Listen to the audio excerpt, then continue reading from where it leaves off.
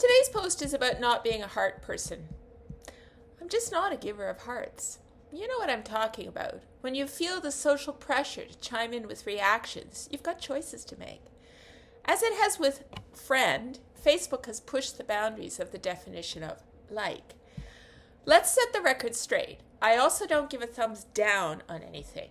Well, not unless a post is designed to get that response. But even then it's confusing. If I post something that I disapprove of, then surely I'm expecting friends to agree with my disapproval, and surely that means giving it a thumbs up, right? But regardless, I follow what we're taught in real life. If you can't say anything nice, then keep your thumbs down to yourself. Or sometimes I send the post by private message to someone else with a "what the actual fuck," satisfying my judgy urge without throwing the Facebook ecosystem out of whack. But I digress. Then there's the care, mad, sad, wow, or laughing options. I think I gave a wow once. Must have been particularly shocking. Felt weird, won't do it again. To be honest, I have never actually opened my mouth like the wow emoji does, so why would I do it virtually? Sometimes I react with the haha on a text message, but the tears down the face laughing emoji on Facebook is rarely the kind of laughter a Facebook post evokes in me. As a result, using that emoji seems disingenuous. Yeah, I'm likely being a bit too literal about this.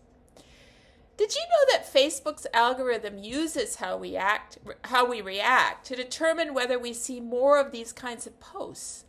For example, if you respond with a sad or angry face, you're not likely to see posts like that again. Because according to Facebook anyway, we should only see things we like. Facebook is still laboring under the misapprehension that it's best if we remain oblivious to things that provoke emotions other than happiness, like Pleasantville or Stepford Wives, or the mythical land where ostriches bury their heads in the sand to avoid danger. So what does that leave me with? Well, a serviceable thumbs up seems to work in most contexts. Supportive, but not cloying, leaving room for improvement even. And let's face it, most things could be gussied up a little. So I stick with a thumbs up as a safe choice. Because the last option, the heart, reminds me of the first person I encountered who peppered conversations with awesome. I wasn't a very supportive boss when I challenged her one day. What will you say when you see something that actually inspires awe? Correct. She kind of irritated me. Near as I can figure, today, 30 years later, awesome is more or less equivalent to good. It's a little like this trend that's even crept into my own language of saying 100% instead of yes or okay or even great. When did it become so categoric, so confident? And what's the result? Well, one result I can see is a cohort of new adults who expect that everything in life is heartworthy. It starts in school. A few weeks ago, CBC reported on the escalation of high school marks.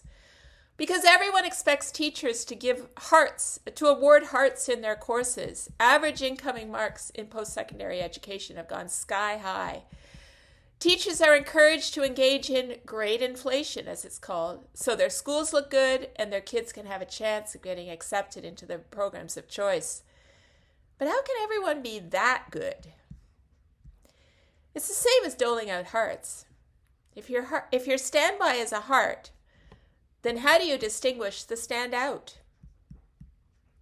P.S. To prove the rule, I made an exception today. I gave a heart when I learned El Almacen Yerba Mate Cafe has fresh-baked croissant. Matters of the stomach can definitely be heart-worthy. Thanks for watching.